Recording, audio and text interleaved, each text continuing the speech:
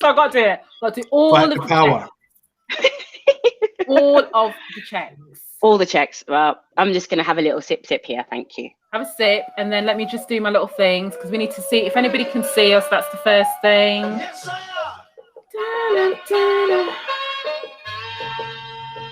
Right. So while we do that, I have to do the test where I have to look and see if I can see us. I've got to do that. Oh yeah, that's true. I could have. Do you know what my phone's there? No, sorry, I got it. I can see. You got it. You got it. Okay, wicked.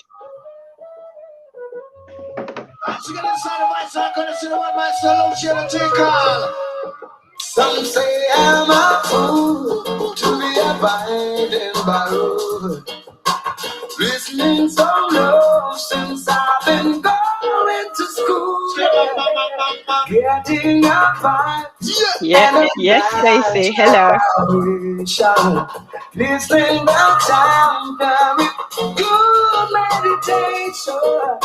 Play your time, don't love. Play your man. We've got friends. We've got friends. Yes, sir.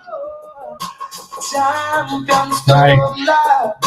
Play your man. Teacher, jump. Oh. Big tune, big tune, big tune, big tune, big tune.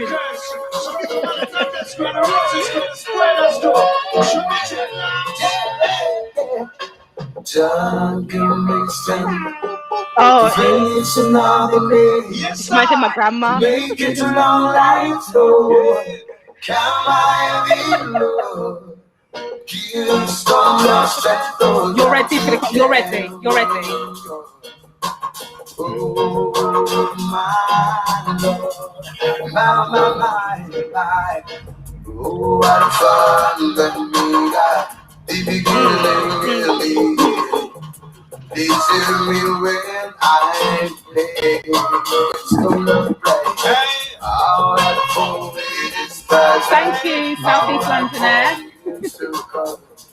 Without whom I could not be. So much is hard.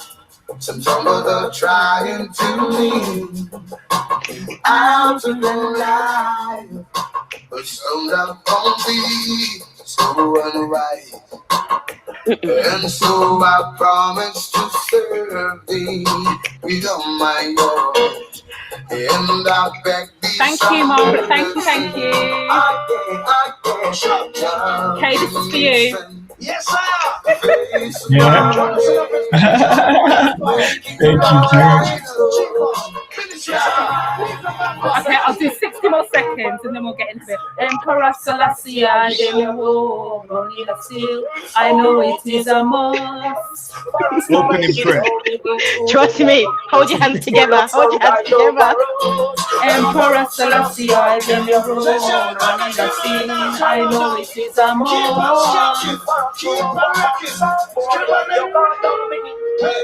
These are not two guys that mean they get them flies in now. The rest of the tracks, need for next name now. Them is fear of them hurt to be falling well. But let them fight stop love's alright. You need to stop it because I'm not going to be able to concentrate. I want to just dance all day now.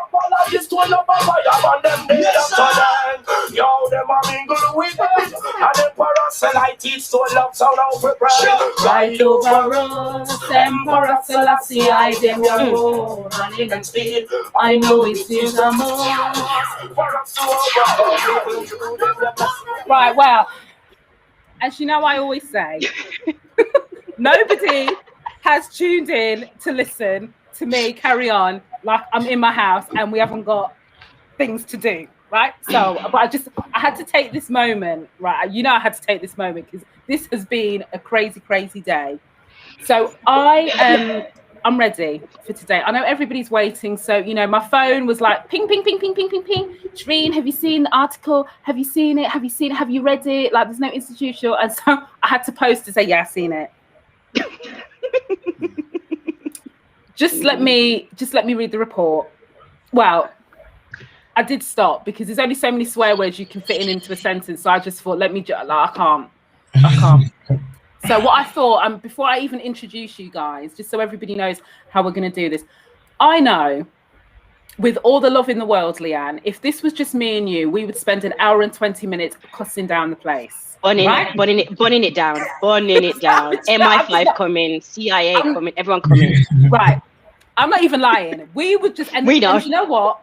Many people would tune in just to hear the cussing, because you know I'm good for a cuss. I'm ready, right? However, I'm hyped. However, so what I did was I got most of it out of my system a couple of hours ago, because I called Leanne and I basically cussed. You know, like my partner's like, "What's the matter with you?" I'm like, right? So I got most of it out. So what I did say, we can spend 10 minutes cussing.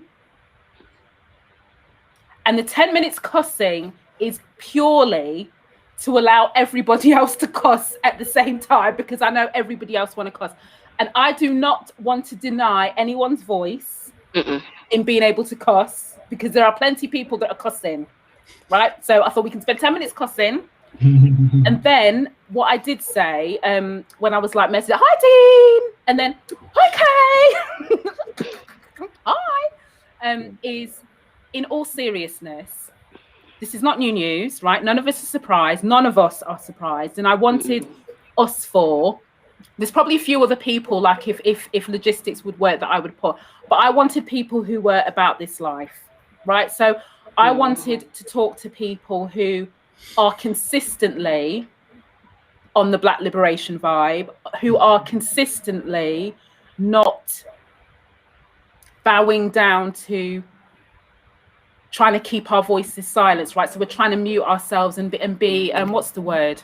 You know what I'm trying to say? Like trying to please everybody else, you know. So let's not take it too far, in inverted commas, right? So I wanted real people who I know I can have a real conversation with, and every single one of you I've had real conversations with. So that's why I wanted you here.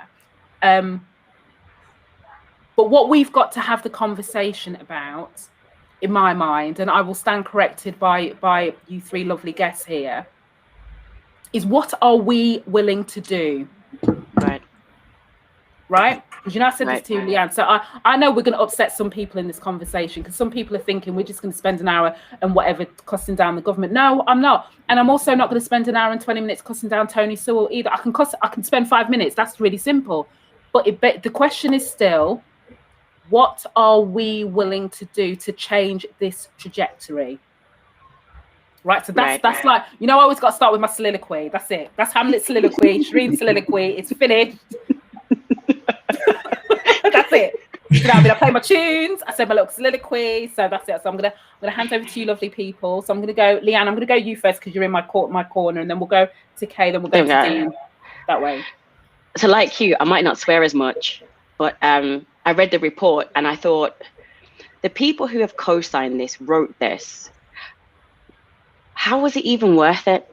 At what price were they really willing? What were they offered that they decided to not only ship every Black person down the Swanee, but also that they could still go to sleep at night knowing that they've denied everything we have been fighting for? And when I say everything that we have been fighting for, I'm not just talking about us. I'm talking about those of them who came over here in the Windrush generation. Those of them, like our parents, who went to school and were called the N-word. Those of them who still remember their parents not being able to be milkmen, not being able to do anything, and their parents doing the jobs that they did in order to send them to university, where they were still excluded. But now, because they've got a pass into a new world, they feel okay signing off on it. The fact that they have erased the validity using title, using academia, using prestige, giving the perfect conduit and excuse to every racist person to say, well, look, if these successful Black people say that all the reason why Black people aren't successful is because of themselves, it's their own fault that they're poor, and that's the reason why they're not getting ahead. If Black people are doing that to us, then as you said, the conversation has to be about what the rest of us are willing to do. Because those who are meant to be leaders within our community have decided to take a different journey. They've decided to pacify, to plead to banter to be the pet of people who want us to be quiet. So I'm handing over to Dean to go after that, because it just got me so vexed, so vexed. I think Kay is next. To be honest, I mean, thank you so much, Leanne, for even, gathering the emotion and the energy to really explore the depths of what you explored in such a short period of time. I don't think there's much else really to add. I mean, all those emotions that you just expressed were emotions that I felt instantly. And you know what's really sad, and I'm sure a lot of us are going to echo that, is I already knew that those emotions were going to be surfacing with enough time in advance. Basically, it's like I already knew that come today, this kind of upheaval of emotional vitriol, all of this anger, this rage, this disheartenment, all of this would come to the fore for simple reasons, not because I didn't expect any different from a conservative government who are commissioning a report to pat themselves on the back. I knew that was ultimately going to be an outcome, but more the fact that, again, I'm not also surprised by this, but the fact that, the agent of delivery of this news is, again, just like what Leanne expressed there, this agent that then provides, I think another word that you use, which is perfect, is a conduit for those who already have this inherent belief in their mind of victimhood that we always put out of ourselves, that, oh my God, pity us, woe, all of us, and all of that stuff. It's being delivered by somebody who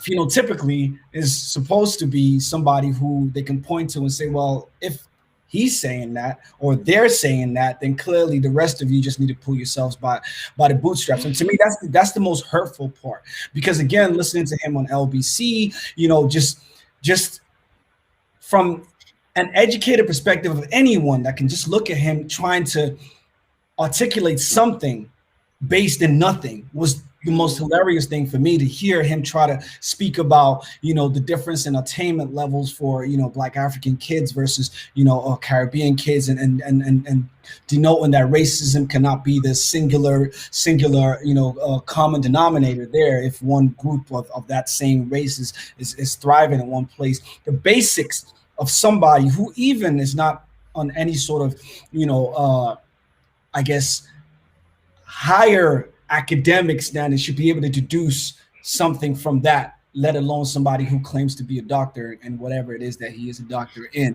And again, just seeing how, again, as you said, that gives ammunition to lots of people and lots of institutions, which is, I think, for me, is the biggest thing. It's not the interpersonal, which this report highlights that there is that to a certain degree. It's the institutional stuff, the work that I would say was long overdue before last summer, but I'll say last summer actually kicked a lot of institutions' butt in terms of actually challenging them to really start to look into these structures, these systems, these pay gap disparities, all these things, this accessibility questions, especially education institutions looking at the disparities for particular demographics of Black kids. All of this, like, now this seems to be an opportunity that I believe could really, really put that work 10 steps back.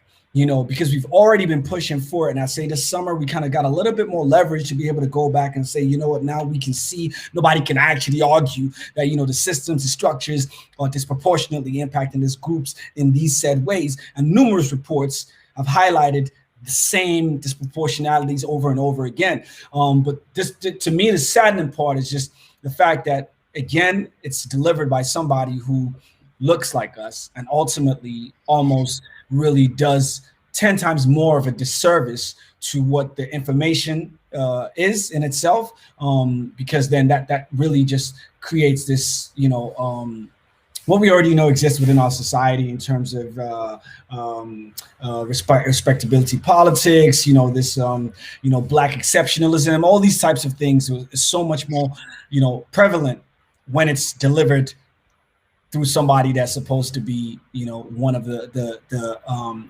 affected groups, as it were. Excellent analysis.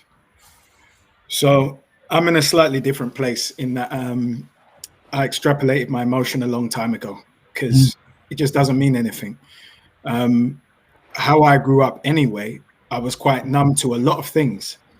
I came to this movement when I was 18. I joined Panther UK in 1993, May 7, 1993, because Stephen Lawrence was killed.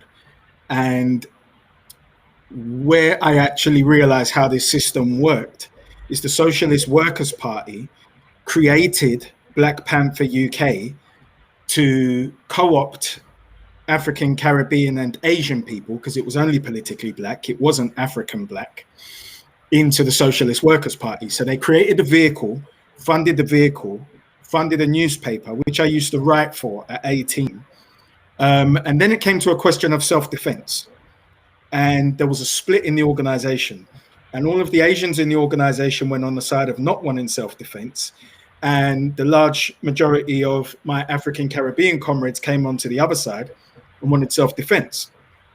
So as naive as I was at 19 at the time when the split came, and we actually were made abundantly aware that the Socialist Workers' Party had set the organization up, funded it, we used to print the newspaper at their headquarters. I asked the question, you couldn't protect me on the Saturday, May 8, 1993, in the Welling March, because I got hit in the eye by police with a truncheon as a baptism of fire on my initiation. So if you can't protect me, we must need self-defense. And they were adamantly opposed. So it started to teach me about the system, how we are played, how we don't see the bigger picture thinking, and how we fit in as pawns. So at this stage, 30 years later, I have a clarity that is at an institutional level, and that we can't be encumbered by emotion anymore, because Boris Johnson's first term is Trump's first term. And we're supposed to be doing what our African American cousins should have been doing at that time, which is to completely extrapolate our energies from the race industry, which this is just a big distraction. And when we look at campaigns like Kill the Bill, look at the timing. We're all distracted by this little piece of nothing. It's toilet paper. Don't worry about that. Park that for a second. Let's put a pin in that. It's to make us emotive. Now, there's a bill that is seeking to take away all of our human and inalienable rights to freedom. Now, if you can't congregate to have a peaceful observation, which they wanted to make an example out of those English roses who were defiant, nothing about conflicting orders is true. It's all false. And as much as the wolf investigated itself on that report is as much as the wolf investigated itself on this report. So let's just understand that they are the tactics of warfare, and it's all fair because it's warfare. It's a game, but it's not child's play. So we've got to be aware of the game that we're playing. So I have now come to the space where, being on a more metaphysical journey in my own life, I'm looking at how they're utilizing our metaphysical energy against us. In that, if you remember the movie Monsters, Inc., they would collect the screens of children to fill the bathrooms. And that's exactly what they're doing with us. So here we go. This is Labour. This is Conservative. Left hand, right hand. You go far right, you've got Socialist. Far left, you've got Socialist Workers' Party, Labour. You go far right, today is EDL, and then you have Conservative Party. None so diametrically opposed. You could get a sheet of paper between them. This is about the state of it. What they do with us in the middle, and let's just describe us as 1/3 is absolutely for our politics, which is self-determination and recognizing us as an ethnicity and really wanting to go after initiatives like Black Pound Day. 1/3 is diametrically opposed, like David Lammy. You are Black English, not even Black British anymore. We've improved, although for our ethnicity, I'm not sure if we can be English. And then you have 1/3 who are in between. You just go with the wind. What the role of the bodies to do, and this is where the metaphysical component comes in. Shake us up. This is just energy now. Rubbing of the hands, the two sides. And when you separate, there's a vacuum, which is energy. We are in between that energy. And then whatever we react to, they just do this. It's Tai Chi. No resistance whatsoever, just calm energy. But they're playing at the level of a Tai Chi master because we don't have the bigger picture thinking. Like me at 19, I'm only seeing Panther UK. I wasn't seeing that the Socialist Workers' Party had set it up. So I didn't even understand what the bigger picture was. Now, if the bigger picture in the United Kingdom, the US, and all countries globally influenced by China, who own more of the world, after the IMF, they own most of the world's debt. So when you see the totalitarian measures being adopted by governments, and if we were to conclude that the virus would bring about the measures to bring a vaccine, and it were that way around, it wouldn't seem so unusual. Because when you go into that problem, solution, problem, reaction, solution, we are now all reacting, and we put celebrities there because it's palatable, and our rights need to be restricted, just like in 9/11. You have a big event that is too hard for most of us to comprehend because it would create a conflict in our minds where we just couldn't cope. So we choose for what we go for, what we know.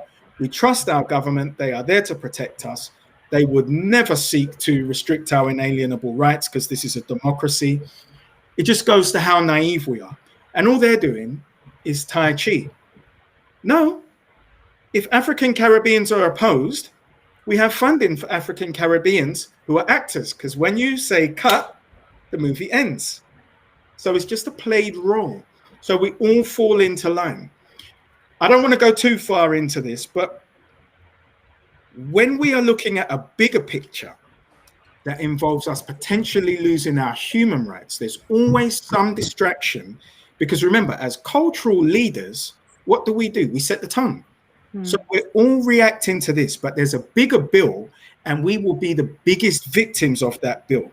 If you see policemen who will punch their English roles, kneel on them and handcuff them, when it comes to men like me and Kay, our lives are actually at risk.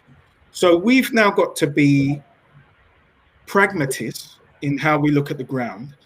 And if we imagine ourselves in the first term of Trump, we must get behind an institution that is going to create cohesion across the organizations.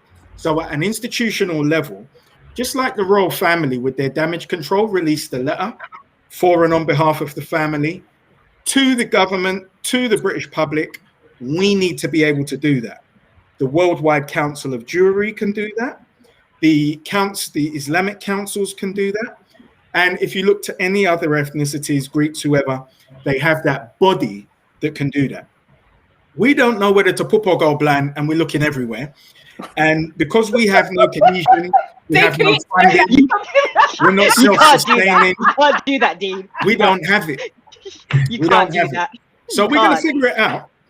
But the key, and I will say this in closing, is to understand the purpose of characters like Tony Sewell. And I'm going to preface it with this. I'm going to give you an acronym. Tony Sewell, Kemi Badenoch, Trevor Phillips, Sean Bailey, and people of this ilk, to give you the acronym, creatures of opposing nuances, because we don't use the term anymore, it's unkind. But I'm going to say something to you. My humanity now observes them as fellow Africans and says, they didn't start out this way. But we don't socially or economically reward our advocates and our champions. And I'll tell you myself, Malcolm X was my greatest teacher, but 6 months after closing my business, he's taught me to be isolated and broke. So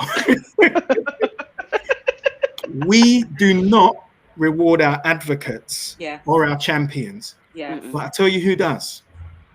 White supremacy rewards them with titles, positions, and geld, coin. So I'm not so hard in that way. I understand the environment that creates them, and we know we've got to create a layer of leadership. When we're all clear, now we must align around a vehicle that can go against their tide and carry us in our own sovereign direction. And we no longer have the option, the luxury to procrastinate, to argue, or to get into any of the hyperbole about who is who and what is what. Right. So can I say, because Dean, I always know you about to like hit. I always feel with Dean, like, you know, when Dean talks, you're just like soaking in all of this. You're like, yeah, oh my God, yeah. Like, yeah. And then you remember that you're meant to talk afterwards, and you're like, but Right. okay. Always, because I'm like this, but my face is like this. My face is like this. Boom. And then he just drops in poop or go blind, and you're like, but yeah. So listen. So Dean, where you finished is going back to where I started with all of this, right? Because on one hand, like, listen, and I'm talking to all of you fabulous people that are listening. I know who are like, because there's lots of people messaged me, right, and gone, oh my goodness. But this is my thing. Like, you don't have to worry that I'm crying in a corner, right? You don't have to worry that I am fragile because of this, because I was never surprised by this. Right? Is it? I just find it hilarious that we can hear the police sirens going off in the background. They're coming for us already. They're coming. I wasn't surprised by any of this, right? But I still maintain, once I got through, like, so my partner printed off the report. I told him, why bother? Like, just complete waste of paper, right? Why bother? You know, we don't need to talk. We don't need to hear on page like 45 or wherever it is, where they've basically said we're not going to focus on the disproportionate impact on ethnic minorities, because we believe that we're going to focus on everybody, and we also feel like poor white boys need more help, and we also, right? So I'm not going to get into that, because I can pull apart every single thing on every single page that was written to just and the bit where my emotion came into this. Right, so where my emotion did come into this is kind of what you were saying, Leanne, which is this point about how dare you be so fucking disrespectful, right? About all of the atrocities that have been committed in the name of perpetuating a system that continues to produce favourable outcomes for people who do not look like us. Right? So how dare you? That's where my emotion came from. So it wasn't about, you know, this whole thing institution, right? Like, whatever, like, because, you know, they're always, listen, Boris Johnson stood up and said, I don't believe the UK is racist. So I'm not being funny, but what did anyone think the report was going to say any different? He already stood up and said that, and he's caught on film. Like, nobody, we didn't pay any attention to that, because we're, oh yeah. So then everyone was like, let's put our hope. So I want to talk about why we keep putting our hope into Conservatives or Labours, whoever, to Dean's point. It's like much of a muchness, slice of paper in between. Why are we looking external, right, to rectify, to fix, to improve all of these things? I go back to my question, and you know, I said this, Leanne, and I've said this a number of times. What are we willing to do then? Right. And that question is an individual question. That's not a blame, that's not a judgment thing. But what I'm saying is, to Dean's point and to what Kay was saying, we can't use all of our energy on a document that's 258 pages, I think it is, or something ridiculous. Yeah, of nothingness. Of nothingness, right? And as Dean said, why are we not questioning why our civil rights are practically being eroded before our very eyes, all on glorious high definition, and we ain't doing shit, right? So that's, I know that's a slightly off question, but to Dean's point about the distraction, so we've got that going on. What does that report, in its existence or in its not existence, what does this change when we already know the reality that we all live in, right? So I go back to, and this is why I didn't want to get into, like, everyone's like, oh, can you give me, can we talk about, like, no, I'm not being disrespectful, but like, no, because my thing is, that's not going to solve anything, because I tell you why. There are thousands of those reports in the UK that talk about disparity between ethnic minorities, between Black people, between Asian people, between, you know, the impacts of xenophobia, race hate, between how Jewish people are treated, Islamophobia. We are drowning in paper.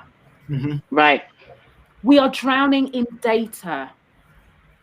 So does it matter that one more, I know the point about the institutions, it's not about that, but all I'm saying is the energy that we put in, ripping apart this, rather than going back to Kay's point to go, what does reports like this not allow to happen?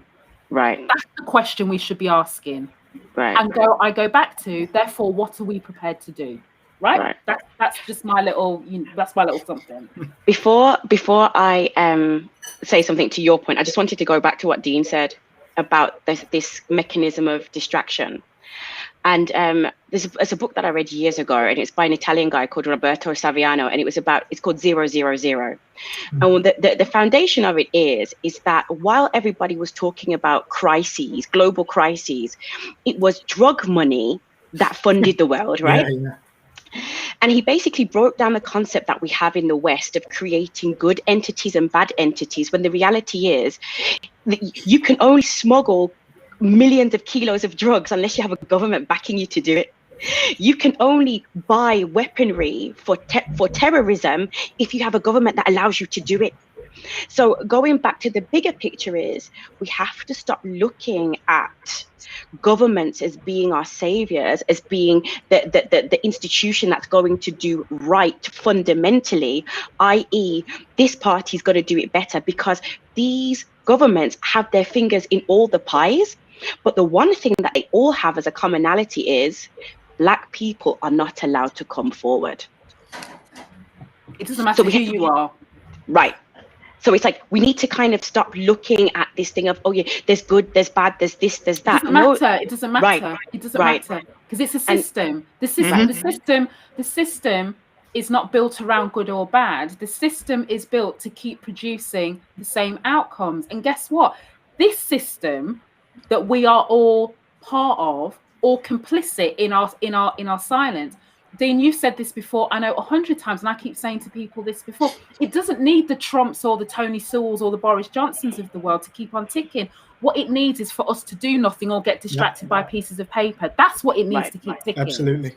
Right. You understand what I'm saying to you? That's what it needs to keep ticking. Right? And it's one of the best man-made systems we have ever invented. Because by definition, it is so hard to challenge against institutions, because we get distracted by this. And these are tools for conditioning to stop this. Because basically what it's saying is, all you people, whether you're Black Lives Matter, whether you're, there's all sorts of people like coming together, all you people that's talking about racism, well, if we as the institutional government tell you that there's no such thing, you better fall back in line. Mm-hmm. And anybody else that was thinking of supporting you, you too better fall back in line, because what we're saying to you is, you don't get government backing. You get government backing if you want funding to go and set up a little community centre over here. You get government backing if you want a therapist. But let me tell you, we are not touching our systems, right? We are not touching our criminal justice system. Mm-hmm. We're not touching our health system. We are not touching our economic system and how employment legislation is still in the favour of the employer, not the individuals, whoever you are. Mm-hmm. We're not touching that, because we don't believe institutional racism exists. For us to touch that, we have to publicly acknowledge our institutions are at fault. And we will never do that, because it means to disrupt the power structures. Mm-hmm. And what racism? It is a power structure. There is no emotion to it. It's in a power structure. Right. 110%. Did you want to say anything, Kay? No, I mean, I think for me, going back to the question, what are we prepared to do? And I think, again, linking into what Dean highlighted around the fact that this is a distraction tactic, which, look at every revolution that was, disbanded or quelled over time. Distraction was a very, very big part of the successes of the destructions of such revolution.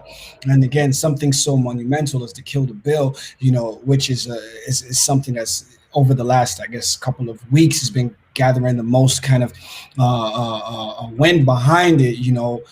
It's no coincidence that this is dropping at this point in time, and knowing us as an emotional people, that being a very big sort of bank that they have in terms of, well, we can get them emotionally charged about nothing, so that we can kind of divert some energy, divert some person power away from this movement.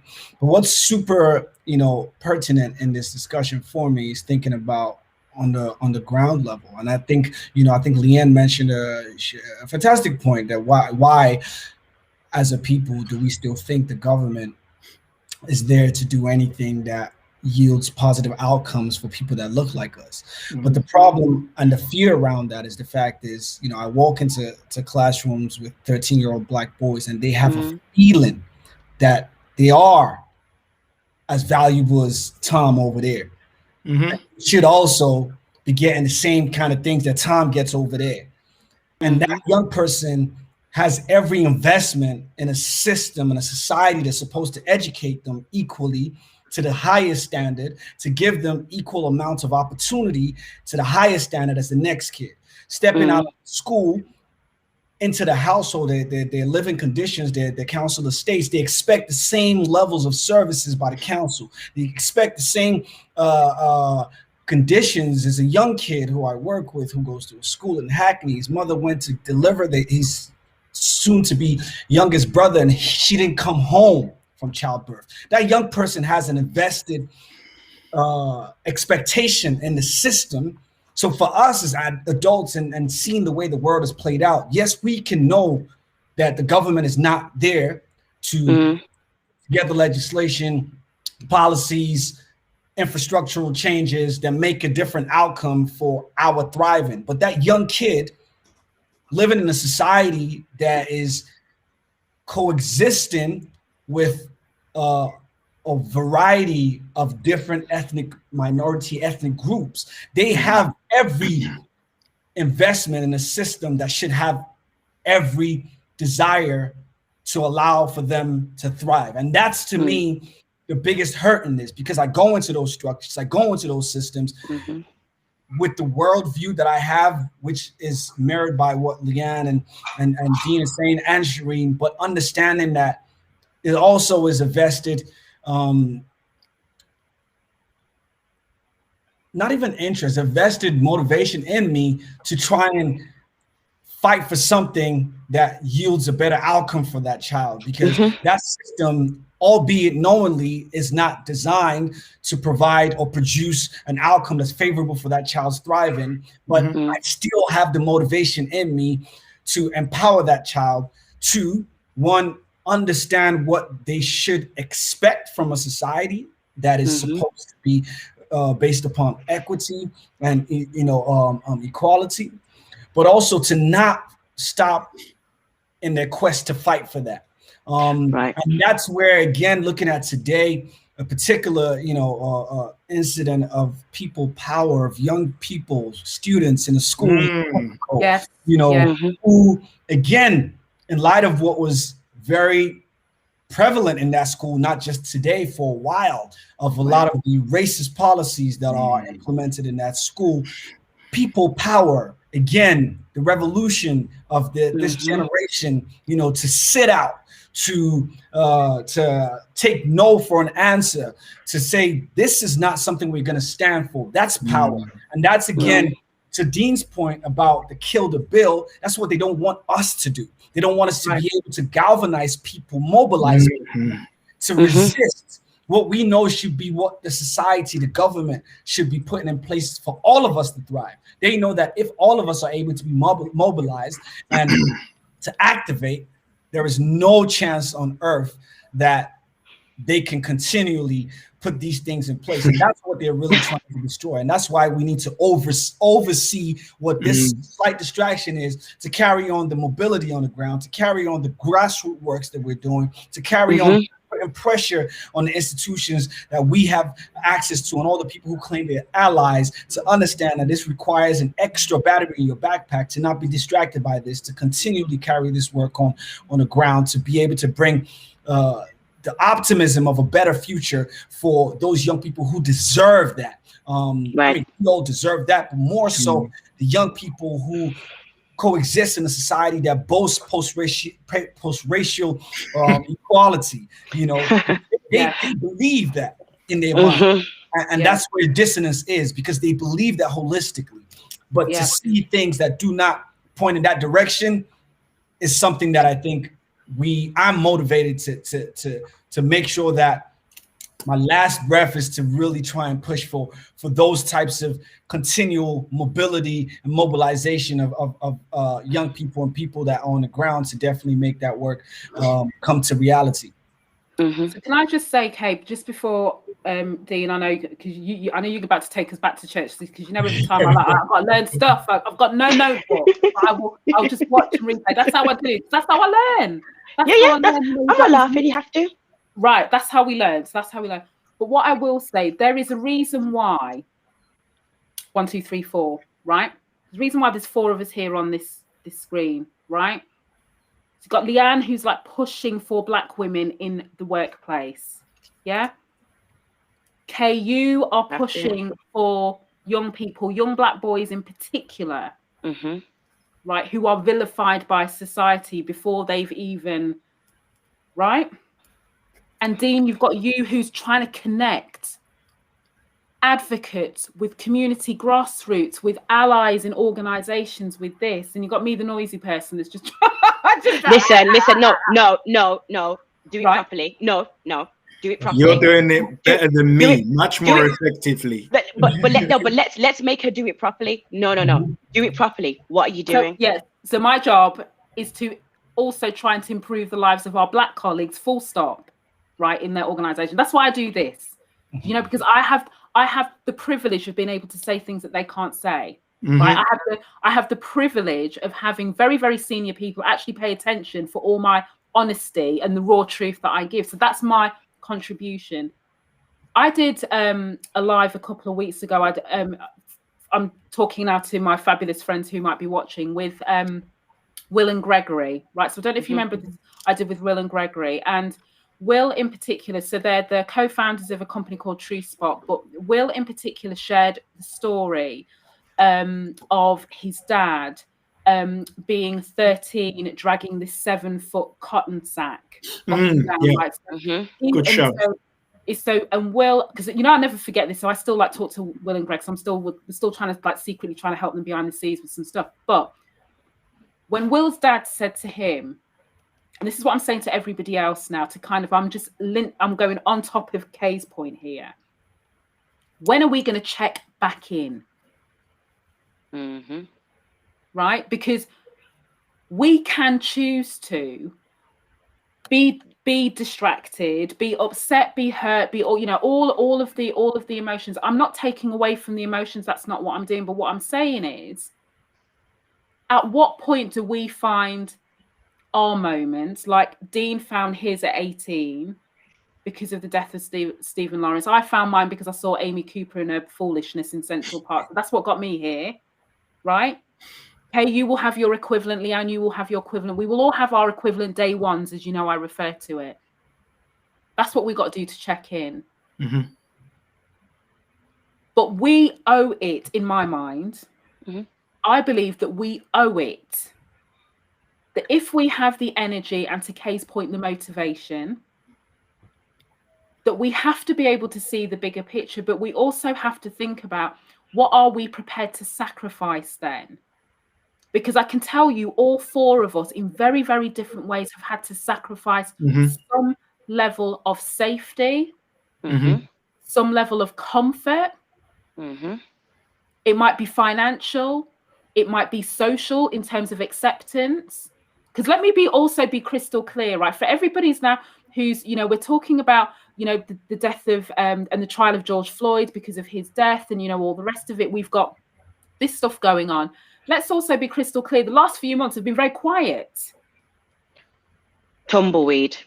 Right? So and again, I'm not saying judgment, but what I'm saying is, therefore, when are you going to check back in? We cannot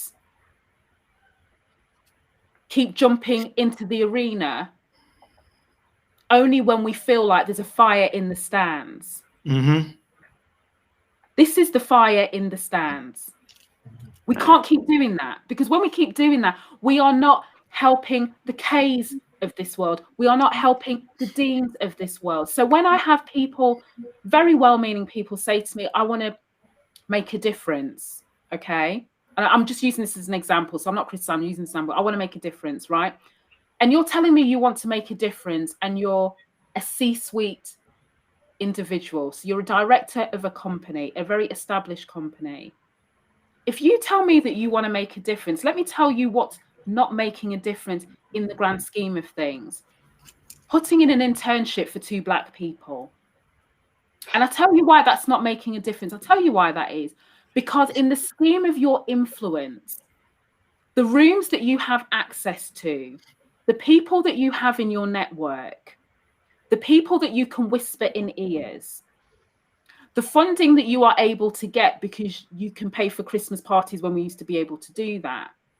But what I challenge is, and I challenge by saying, what are you prepared to sacrifice if you truly want to check in and support? This is not a skin color thing. I'm going to be crystal clear with this. It's got nothing to do with the traditional things. It's not a skin color thing.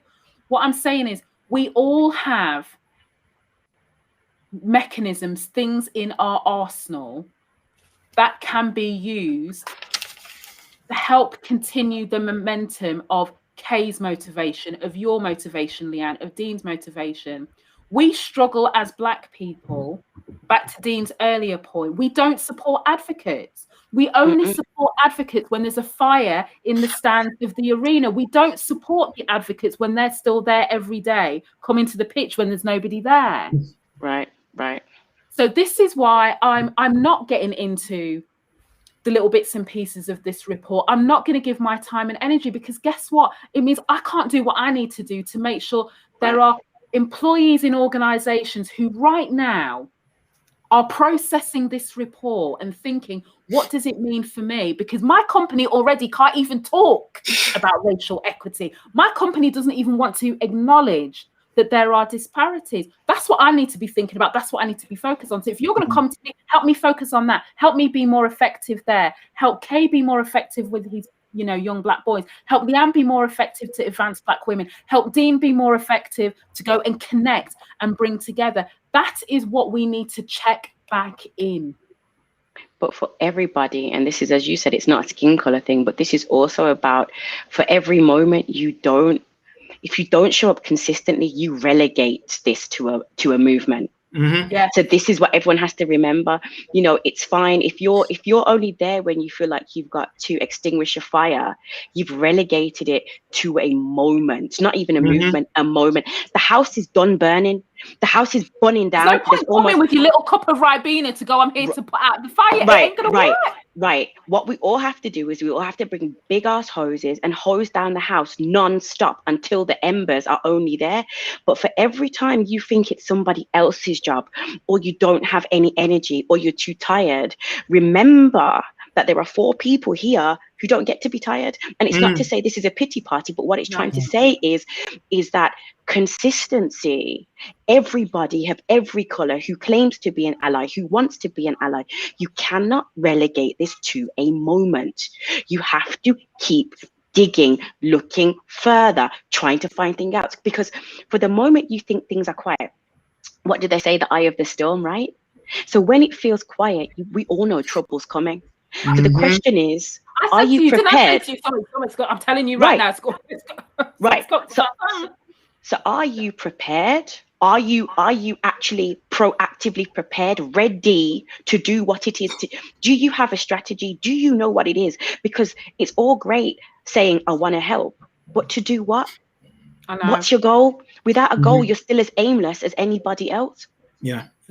And unfortunately, because I know, Dean, I'm going to come to you right now, and like I say this with all the best love in the world, and I'm saying this partly because I love how this report also said that the rise of overt racism is due to social media and Twitter. Sod off.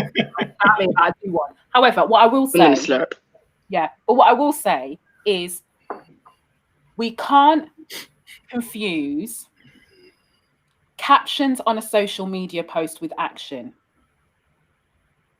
Because I go back to this point about what are you willing to sacrifice to speak up, to use your influence, to support, to, do whatever. What are you willing to do? Who are you, when you're doing your charitable donations, where's your money going? This is not skin color, right?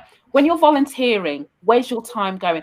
And I remember saying to Leanne a few months ago. This was like ages ago, like before I became vice chair of the Black Business Association. And I said to Leanne, listen, I'm very ashamed to say that if I reflect back, my civic duty has been strong. So I've been volunteering for years. Like it's been a consistent thing. So this is not brand new to me, right? But tell me one thing that I did that was for an organization that supported my people. I can't tell you. Like I'm embarrassed and I'm ashamed to say. I did, you know what, Leanne, I said to you, and I was like, oh my God. Yeah.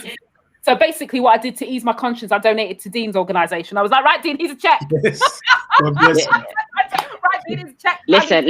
Listen, Dean, you are the Dean is a perfect way to ease all of our conscience. Look, I volunteer too. Like I'm volunteering all my time. It's fine. Like, listen, right.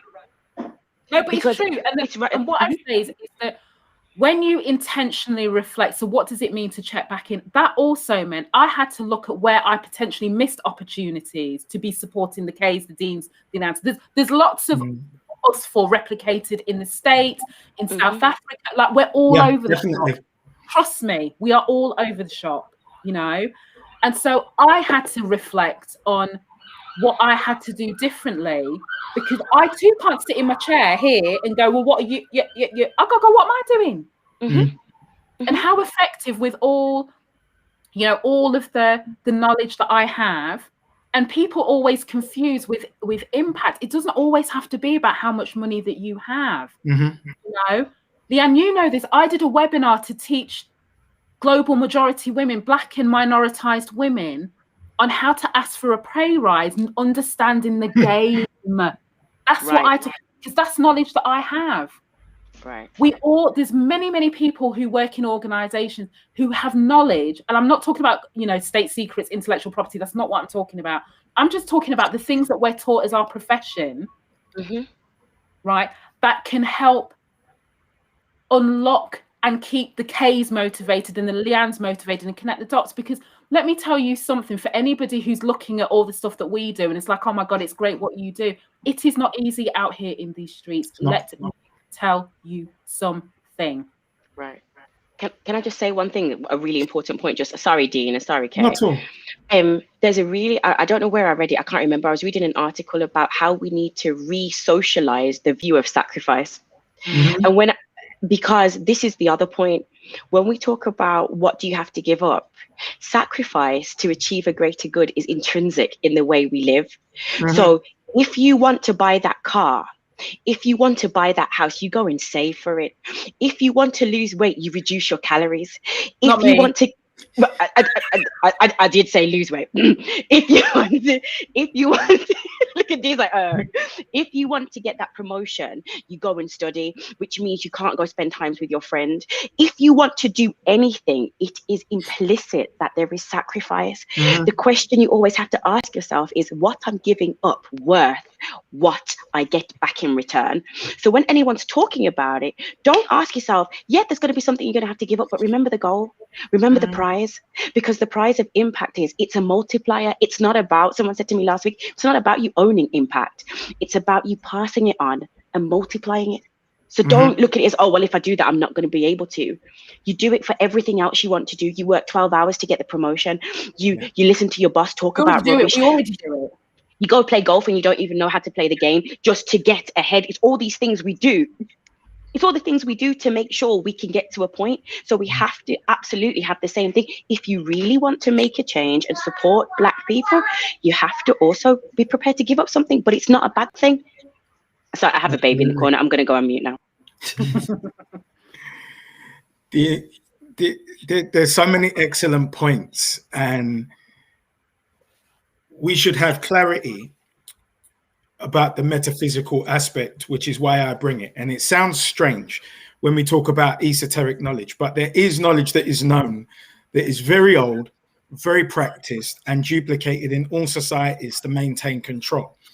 So if I were to say they are practicing magic, you say, Dean's a space cadet, the cheese is slidden off the toast, and you now need to commit him because he's made far too much sacrifice. But do you know what magic is? Magic is merely the ability to shift consciousness from where it was to where you desire it to be. K is an alchemist. He has taken young men's images, and where they are stripping away our humanity, in one fell swoop, he's just come back and delivered the humanity of teenage African and African Caribbean boys. That's part of a wider campaign that we should all adopt and contact him to utilize his artwork to place the humanity back in us. That's not their job. That's our job. Now we are practicing metaphysics of shifting consciousness through perception. So as we start to play the game of Tai Chi, we know that because we are controlling our own image and our own narrative, now we are setting the tail. The reason they can say that there is an institutional racism is because they know that English people have zero empathy with us based on their xenophobia. But I'm going to give you an example, very recent, highlighted example of institutional racism that for English people, to make it palatable, is institutional inequality between your unmelanated backside and our melanated backsides. So when the Conservative Party actually decided to execute the hostile environment under Amber Rudd, here's what they did. They destroyed the residency records of legal British citizens. Here is why it's institutional racism, because all of these agencies collaborated under a well-formed plan. And what they did was they put their policy into practice. Now, we don't believe we can put our policy into practice, but we absolutely can when we connect the dots of our organizations, which are our institutions. So let me just go through the list of their institutions that collaborated to kidnap us and exile us, whilst asset stripping us. So the Home Office instructed to destroy the residency records. Then they collaborated with the Immigration Service, law enforcement, the Department for Work and Pensions, banks, and the local authority, who all collectively created a hostile environment for us. But when did they do it? And this is when I talk about metaphysics. On the 70th anniversary of the Windrush generation arriving en masse. So they started coming in 1948 and they finished around 1971. But what should have been our celebration, which was a call to action of African Caribbeans by invitation to rebuild a totally broken Britain, which we did on the underground, in the NHS, in the civil service, and all the jobs English people didn't want to do, just like they do. Right. So they saw the downfall in services after all the Europeans left, because they thought it was going to be a color-free show. But with 40-inch TVs, it's not going back to black and white. We're here again. So that is what institutional racism is. It is that joined up collective thinking of the institutions based on a government policy. So be under no misapprehension when the government decide that police work to enforce their policy rather than the protection of the people from criminal acts. We are going to slide into a police state, which is a totalitarian state, and then we have problems because we're at the bottom of every measurable metric, including, apart from the police brutality statistically, and apart from stops and searches of our children and men. Now that will go out into all of our people, because then they have questionable grounds on every level, because we will cease to have inalienable rights. And although I know I'm a sovereign under God and have freedom of movement, expression, and all the rest, me articulating it isn't going to help my backside, because I know what truncheons feel like. I don't know what lasers feel like, and I have no desire to find out. So when we go to sacrifice, I have been broken into by the security services, who will go as far as psychologically to leave you a little message to give you that feeling of being followed, and I don't have that. My psychological makeup, you can't figure out people like us with Psychology 101 because of our life experience. I come from a high danger environment where to go home, where we lived with my grandparents, wasn't where my friends were from Peckham. So just to go home was a hostile environment. It doesn't work for me. I know it's not going to be that bad. And I would have a video insecurity if you ever decided to drop me out, which just wouldn't be advantageous. Because my heart is fantastic. I haven't had a sick day in 20 years, nor have I had a prescription drug, nor will I be taking my vitamins as celebrities are recommending at this point in time. So we have to have clarity about their ability to shift our consciousness at a whim based on their resources. What do we invest in more of? The vehicle to distribute amongst all of the key delivery partners. K, public relations and imagery. That is a very important component in humanizing us off the back of 200-year campaign looking at Britain in terms of the transatlantic slave trade, because they had to dehumanize us to sanitize it and call it a slave trade, which it wasn't. It was human trafficking. Yes. It was female rape, Yeah. male rape, Yeah. and child rape. Yeah. It was torture. Yeah. It was people, it was the selling of people. So when you actually look at that and what it was so brutal. Now, if we were to compare that to the Jewish Holocaust of 12 years, and we're talking about 250 years, there is no comparison.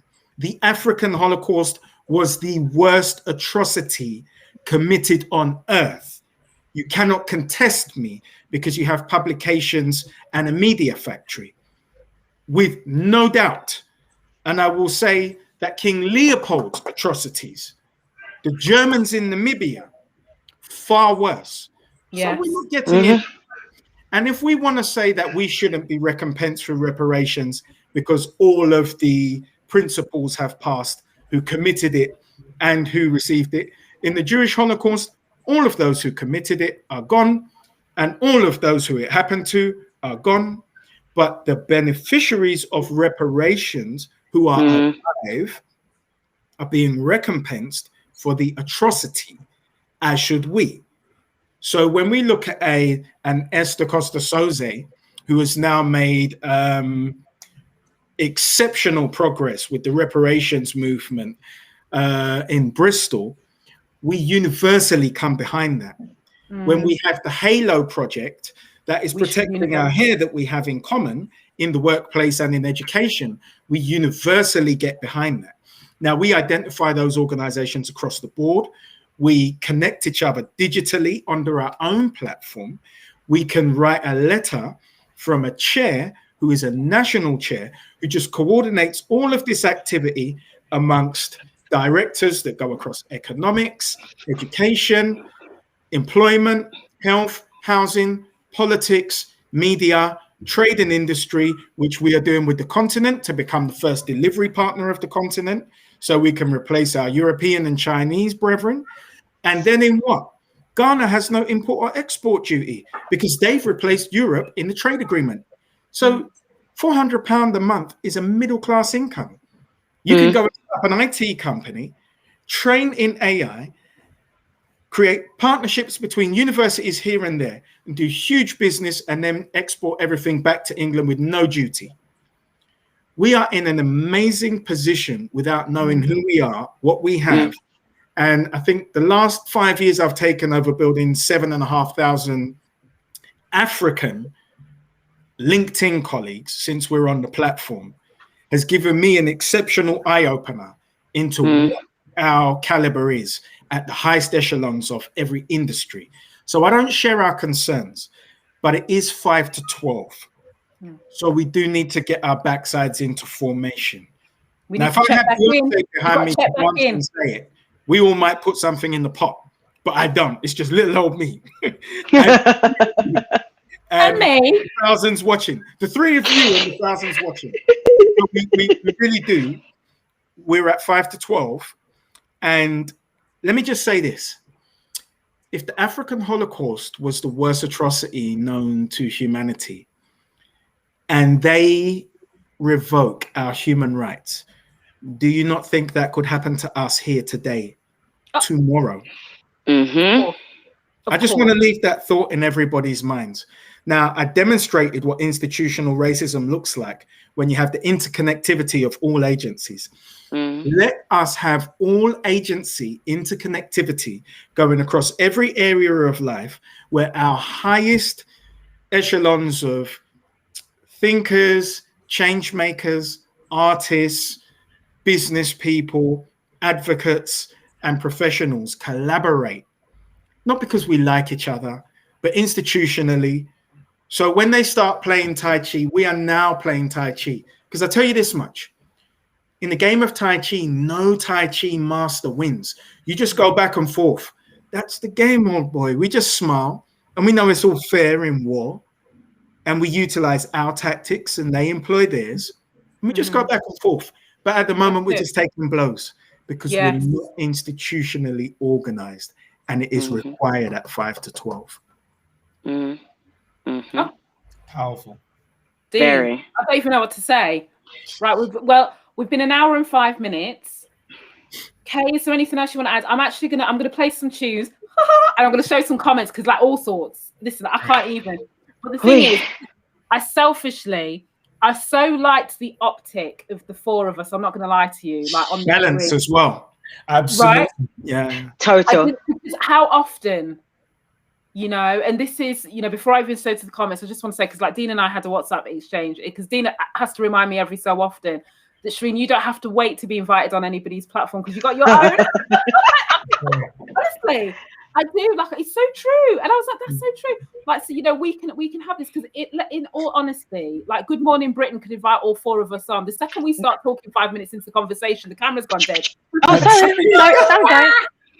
But do you know something? Do you know what I love about this conversation? And this is not me doing any sort of gassing up, but it's bringing everything together, the history, the bigger picture, the impact, the humanization, what it looks like in real life. How do we go forward? How do we build strategy? How do we heighten our awareness? And this is the kind of conversations we need to have. And almost, Shereen, I feel like we could call this the Black boardroom, because this is exactly how it works in a boardroom. You sit down and you say, look, what is the outcome that we're looking for over a 3 to 5 year investment cycle? Okay, let's work backwards. What do we need to do? How do we do this? How do we do that? So it's that part about everybody needs to almost in your own circle create your own boardroom, and it doesn't have to literally be black, but what it has to be is your own boardroom that holds you accountable, that you then realize that it's not the point to stagnate, but this is, you know, I say this to Shereen all the time when we have conversations, it's about steel sharpening steel, right? You come together, you bring another angle, you look at it, you check that person. You said you were going to do this, but have you done it? Right. Leanne, have you signed up to give some hours to Dean? Yeah, I do now. Right. You know, like it's those sorts of things that we have to get into the routine of doing. People have, you know, round tables, they have their board meetings, and we have to take that same level of accountability on ourselves to say, do you know what? Even if it's once every 2 months, let's just sit down. Let's sit down, talk. Let's talk about not what we're doing in day-to-day business, but what we bring to the table that's going to hit this 3-5 year plan. That's the only thing we need to be talking about. That's the only thing. Because, and that's the it's the accountability, because it goes back to that question of what are we willing to do? Well, that's what we're willing to do then. Right. Absolutely. I mean, I don't have anything really else to add. I just feel really honored and humbled to have been part of this incredibly perfectly curated, you know, group of amazing thinkers who, again, I mean, that again highlights, just like Shereen mentioned about, you know, questions to myself to be better and do better in terms of actually learning more about the incredible work that both of you do on your independent platforms, and to really just, you know, empowered by and emboldened by what Dean spoke about this collective institutional interconnectedness, which I think is one of the biggest rooms for improvement within our community in terms of what we lack, because we are not devoid of incredible thinkers, incredible artists, incredible business people, incredible, all of the possible, jobs or whatever it is that exist on our planet, but it's just the interconnected piece. And that's where, I think that is the biggest, call to action that I'm taking away from today, in terms of how much more can we completely interconnect, and just understanding even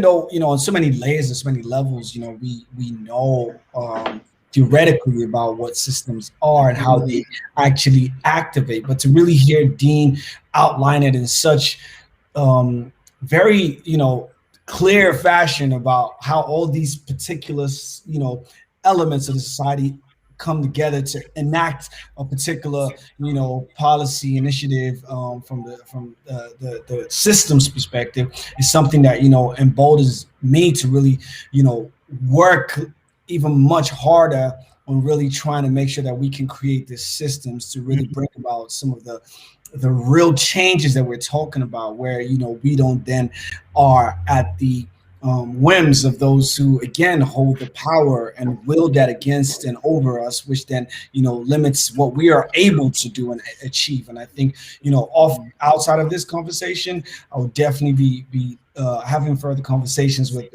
all of us that are on this platform about how we can actually bring action to all the things that we're spoken about today.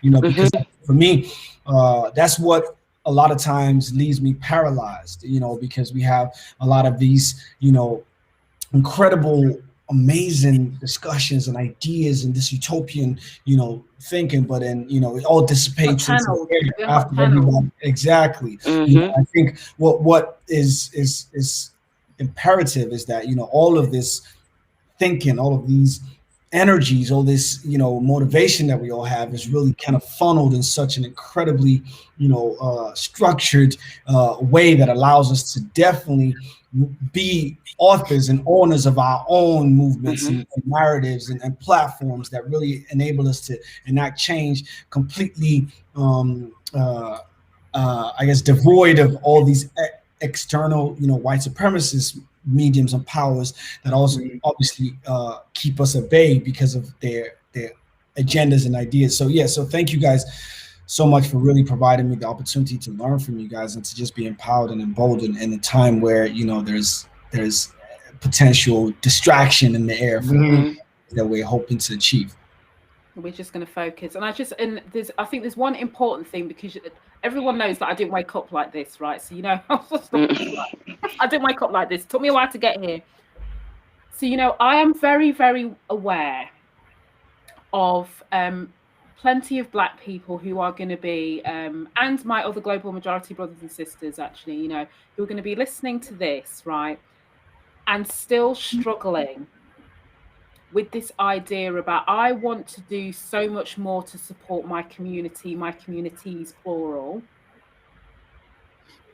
But what if it looks like I'm against white people? Because I'm just going to throw that, because I know the thought processes. I know you have to you be whispering in my ears, you be telling me this, right?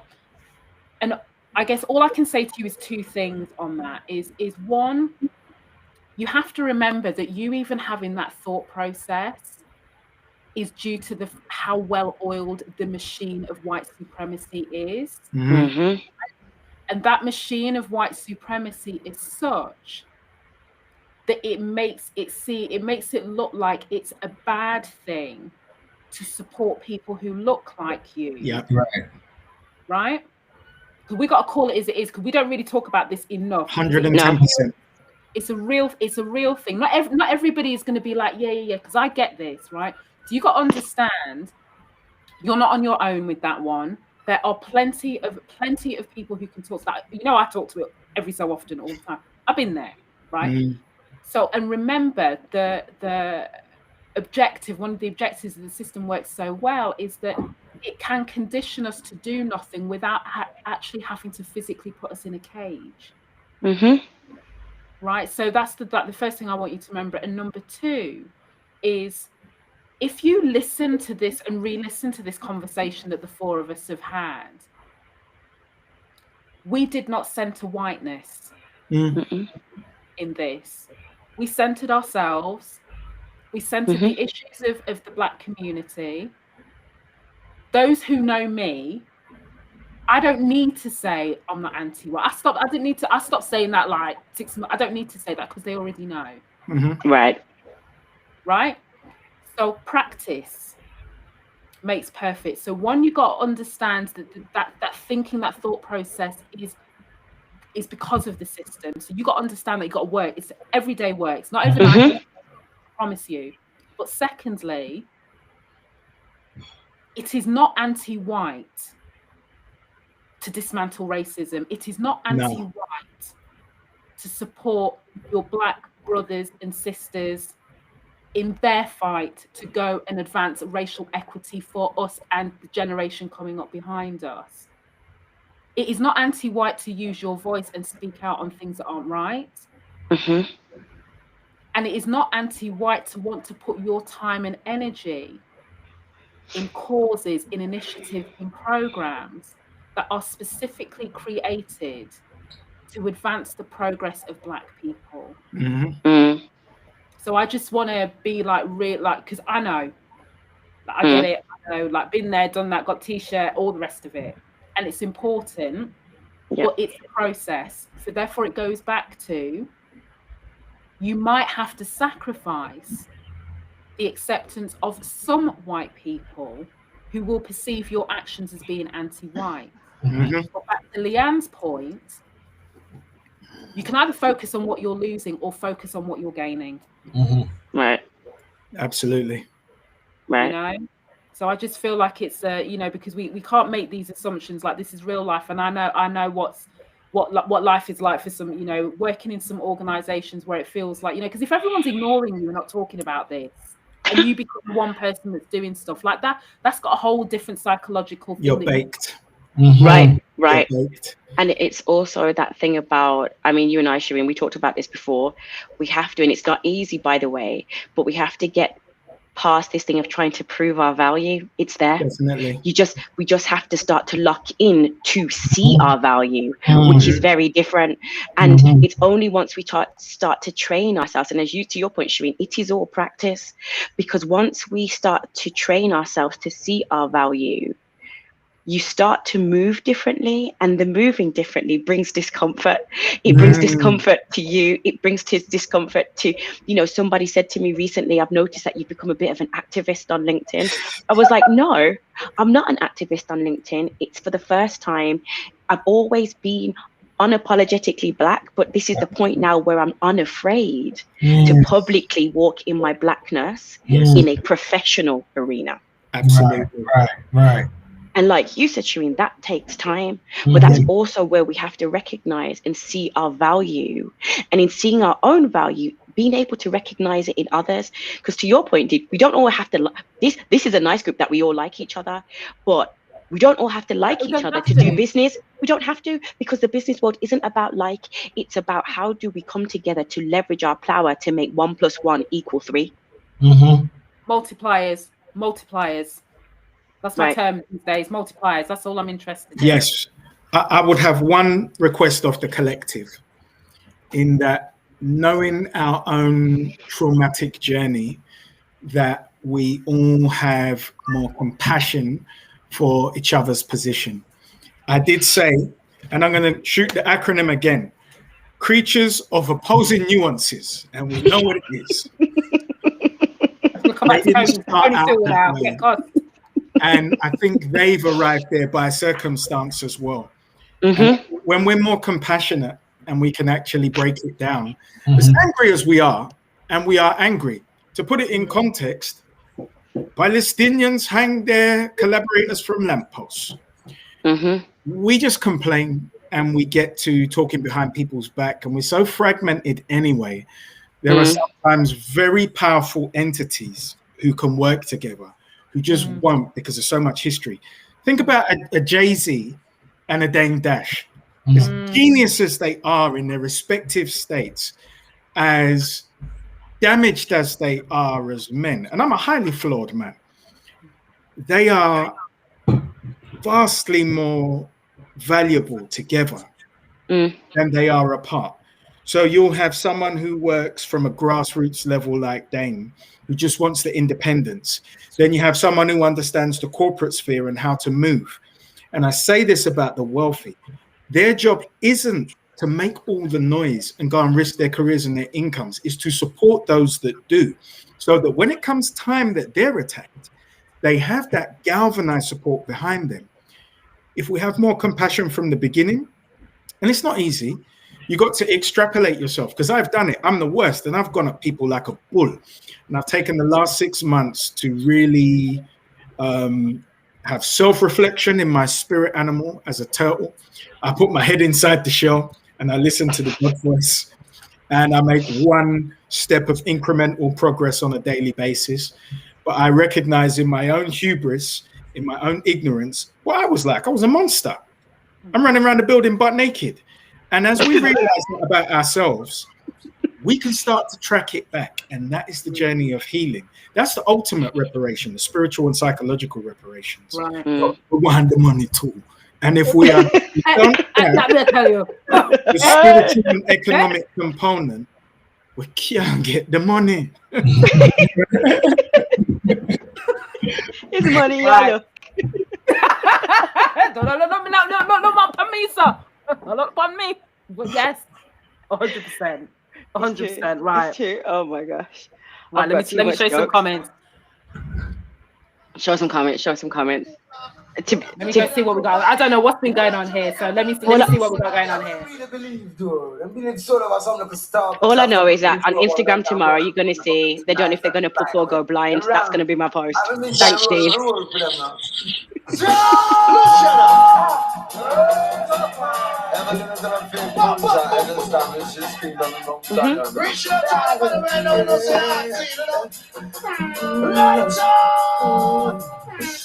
So we try to play the song about them that I'm ulterior motive.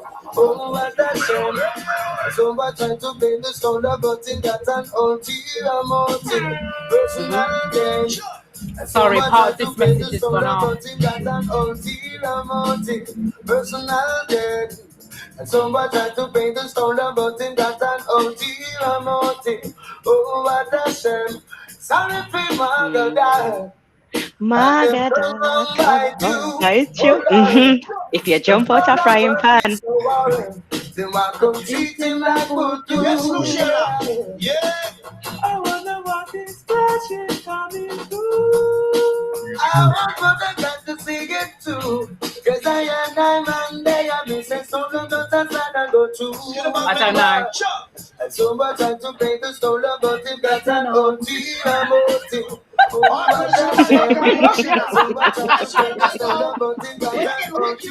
Love that. Yes, sir.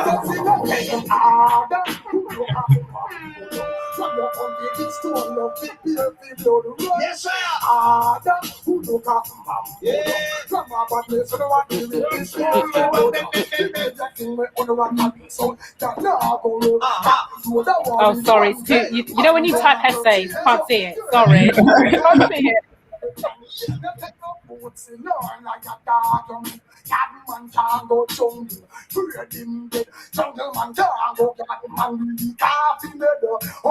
Oh, thank you, Magic Linting Liz. I don't know who you are, but thank you.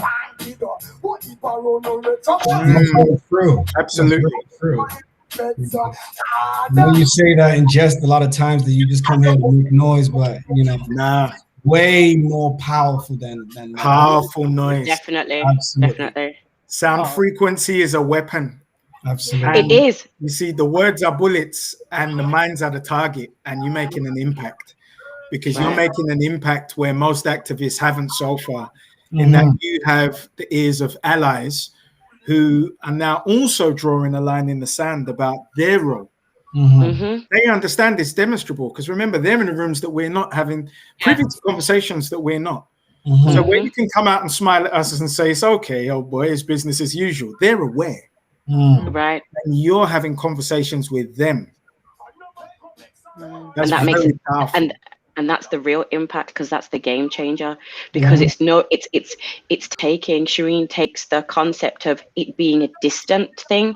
It happens to those people over there, and you make it into a very real, sorry to third person you while you're here, but she makes it into a very real proposition that they not only understand, but it's something that they hear it in their own consciousness. So it's not only white noise in the background, no pun intended, but it's something that they actively hear. So when someone's saying it, you know, we all know you have a moment and you hear Shereen's mouth in your voice, in your brain, you're like, okay, fine, I get it. I'm not going to do that. You roll your eyes, you understand? But that's the power and the impact, because they now know, hold on, you know what, I'm sitting in this room, there is no black person at the table, we're discussing things that impact the black community, and everyone's going, yes, that's fine, great job, old boy. And then they're going, hold on, but have you guys thought about this? And everyone's like, hold on, where's this guy coming from? So they experience this. It's not the discomfort to the same level as us, but you take them on the journey, and that right there is power. That is powerful. Thank you. Thank you. And I'll say one more thing about what you've done, Shereen. You've exposed Nasty Nick. Do you remember the first Big Brother? Yeah. Oh yes, I remember. How can you ever forget remember in this Nasty Nick? isolation what he used to do with all these little separate conversations? When you I connect the brought it dots, front and center. there's no hiding place. Right. You exposing Nasty Nick now, and everybody's saying, "I that him myself." But the whole time he was skin and teeth with you, and everyone thought, this is my cook. I've even been to his house, you know. I thought, but really, when he's with his friends, he's talking about this and that, right? Clarity. Clarity. And you know, and that's one of the things that I have to say that I've held tight to. So I have stopped pretty much having what I call side conversations. And what I mean by side conversations is that people will say things to me privately, like our own people. Yeah. Will say things to me privately, but would never do it here. So with all due respect, like, I don't knock your hustle, but you're not on my wavelength. That I go back to. That's why I wanted you for. And if Sace was around, I don't know where Sace is. I don't know what he's doing. I messaged him. I don't. God knows what Sace is up to these days. He's another one burning down the place all over the shop. But he's another real one. Every day, another real one. And so, because to do this, we got to be 360. Right. Because the second we're not 360, right, that's when the dissension comes in, and that's when it's another form of distraction. So I'm not doing that no more. Like, that was 2020. I'm not doing that anymore. So if you can't deal here, then I can't make my time for you there, because then I can't make my time for people who are happy to deal here. Right. Because essentially for me, I just imagine it like, if you think about us, the four of us standing back to back, that is the 360 view. You can't have it alone. But if four people are looking at each side, if you've got north, east, south, and west, that means from whatever direction, you can see what's coming, and you whisper to your man on the left and you whisper to your man on the right, and you say, hey, what's going on? Did you see this? I thought of this. I saw this. I read this. And this is also the power of sharing information. And this is why we have to start to come to this point about realizing that people say knowledge is power, but knowledge is only power if you know how to use it. So you have to start sharing it. I don't know all the things about education law, but if I see something come my way, I know where I'm going to send it to say, have you seen this? Right. And this is how together we become stronger, because this is the unit of business. This is the unit of state politics, and this is the unit of power. And that's how it works. Absolutely. Yeah. I think I'm going to have to get myself another drink now. Oh.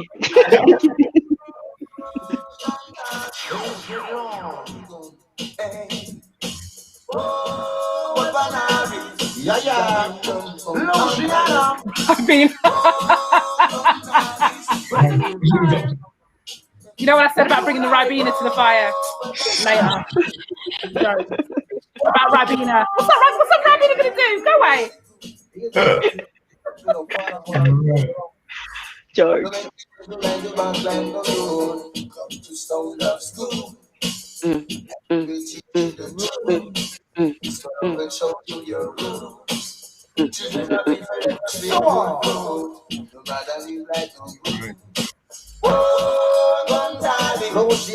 Now I'm just going to show this comment for about 5 minutes because she's got the same name as me. Hi, Shereen.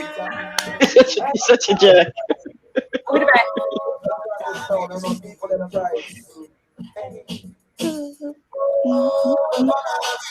Oh, thank you, mysterious person. Thank you, thank you. That's right.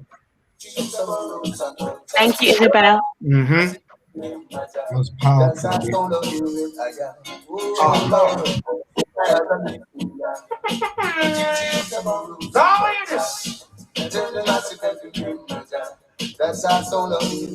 Here we go.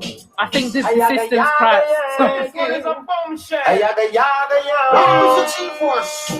Good morning, someone. Long time don't have reach out. Sorry, I'm just gonna go off now.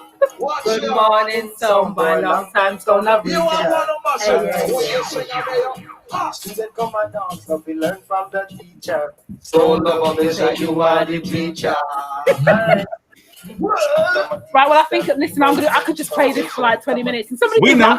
you just did it. You know what? I think the comments just stopped loading. Compilation, it's like, I've been listening to it for like years and years and years and years, every time. Oh, Dave. Trouble. Right, so I think we're finished. Yes. I think we're going to finish. Any call to action from anybody before we go? I was going to ask that, actually. I was going to ask that. So, sorry, look, I've got to sort out this sound system. Leanne, call to action. What do you want? Sorry, I've just realised that the comments have stopped loading. So that I'm looking at them it's now. fine. It'll be there on. Don't worry. I think we crash it every so often. It's too many, can't go. So it'll crash. Listen. My call to action is this. Everyone needs to still think about how they want to make their impact, and even if it's just going home and figuring out who needs to be in your own personal boardroom, go and do it. Build your group of people that help you not feel so aimless. Don't make you so that you no longer feel so rudderless. Just go and find a way to do whatever it is you can, but find other people to bring you on the journey so that the sacrifice doesn't feel so big, but you see it together. You go on the journey together. You have this. That's my call to action.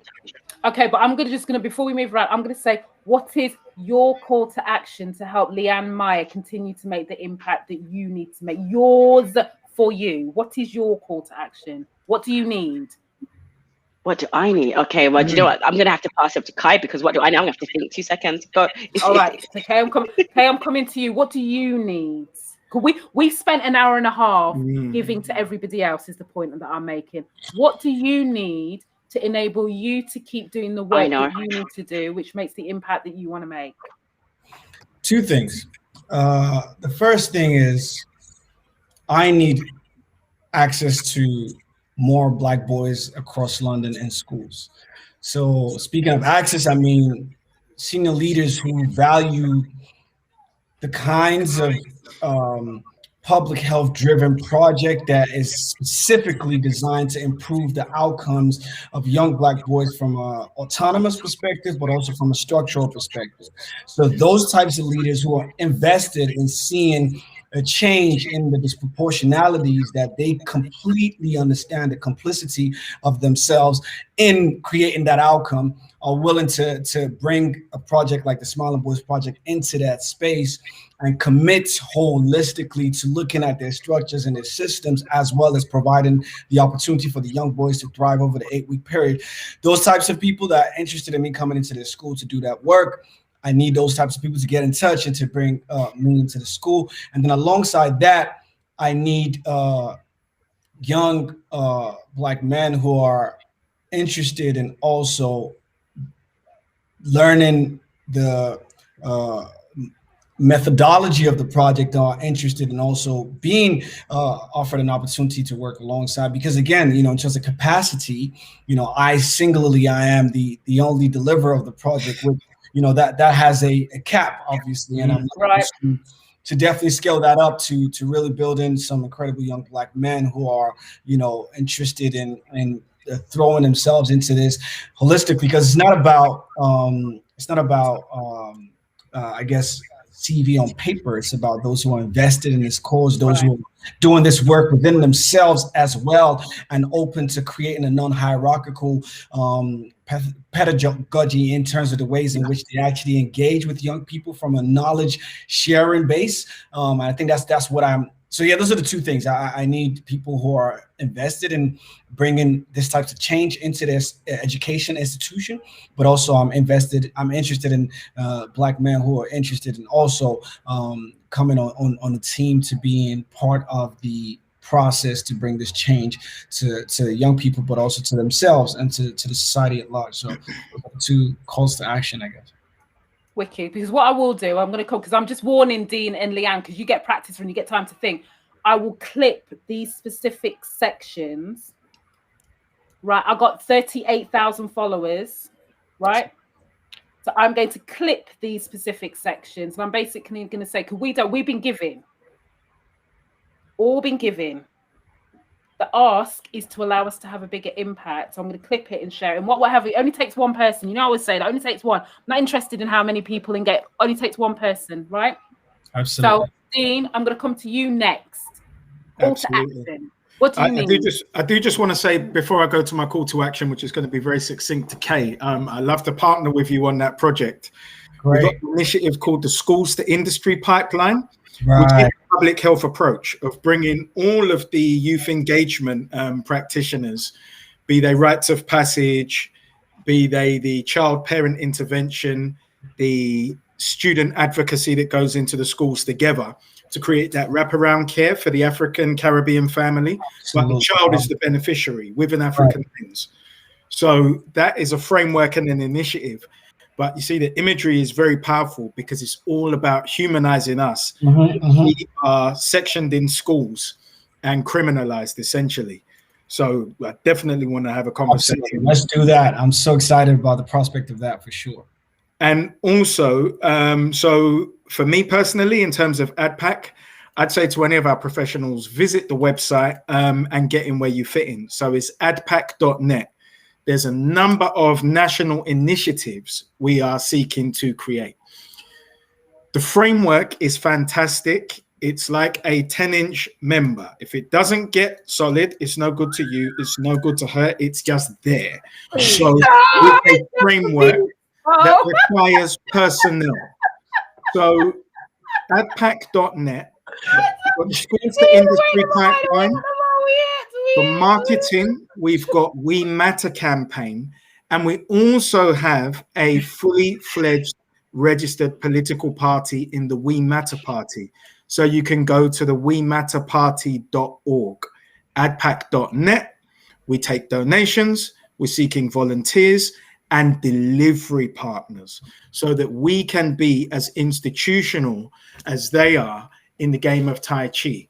And before you know it, we only need to create a ground of parity. I don't want equal opportunities. Me and you will never be equal. It's fine. Because when we're on a track, which is parity, I may supersede you. And that's also okay. So we want to create the self-determined ground of parity, because with your magic tricks, we might get thrown off and emotional again, and we won't have our own institutions. It's time to get institutional because it'll outlive me, it'll outlive all of us, and it will benefit our children, our children's children. And I will leave it tied up with this. Who here can name the person who came up with the idea of the NHS or the team that actually created it? And who cares? Because we all utilize it because it's necessary. That's it. Institutions is the way to go. Wicked. Wicked in our bed. Wicked in our bed. All right, Leanne, back to you now. Lord have mercy. What is your call to action? What do you mean? My call to action is this. I'll be running it's called the Spotlight Academy for young Black girls across Europe between the ages of 18 to 24 to prepare them for professional life, to prepare them if they want to go into the corporate world, to understand the rules, the importance of building a network, personal branding. How do you get ahead? Like, what is it all about? How to manage their money, how to invest. So the plan is going to be to give these girls at the end a stipend, a package of 500 euros per girl to be able to set herself up in some way to start to work pack. I'm not sure what's in there yet, but it might be to help buy clothes, whatever. So what am I looking for? I'm looking for companies, people who can sponsor this, but I'm also looking for anybody who is willing to spend their time in helping these young Black women understand the lay of the land, so that when they go into the corporate world, they, even if they're the first one, they have the backing of 1,000 before them. That's powerful. Powerful. And that's what I'm looking for. Great. Wicked. I love that. Well, listen, my ask is 2 things. 1, just keep listening.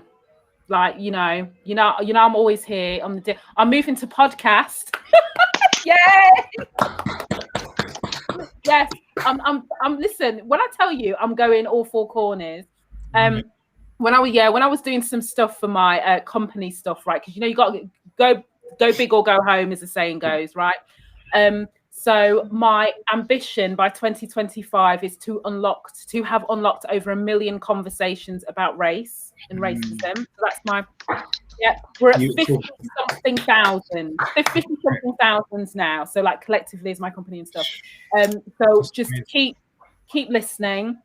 And then secondly, like get me into your organizations. Yes. Honestly, because trust and believe, like luckily now, because this is not my first rodeo, so I've got people lined up that can testify to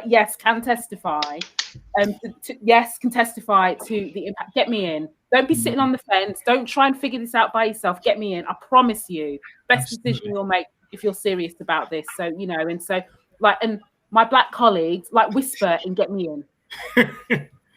And that's a serious point. We have influence from the inside. So do it, because it's about your needs, your personal needs on your interests, and looking at your colleagues. And when they look at the periods of turnover for staff, it's very necessary to have these conversations. Correct. Retention, staff retention, because it costs money to hire staff again. Of course. Right. Of course. So yeah. Right, well, it's time to finish. So I'll play a little tune out. I'm just gonna cut it. I'm just gonna go screen fade. Oh look, Dennis Brown. Come on, I gotta play a little Dennis Brown. Come on. Always. Want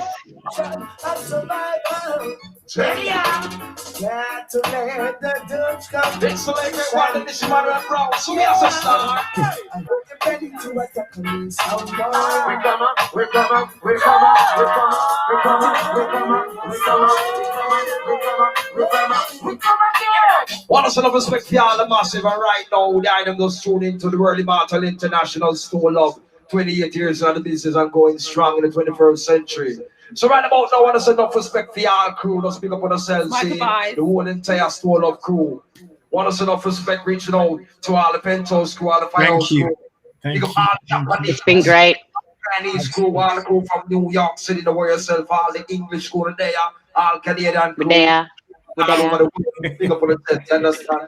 And them say, oh, God bless, no man curse. So in the meantime, enough respect, massive.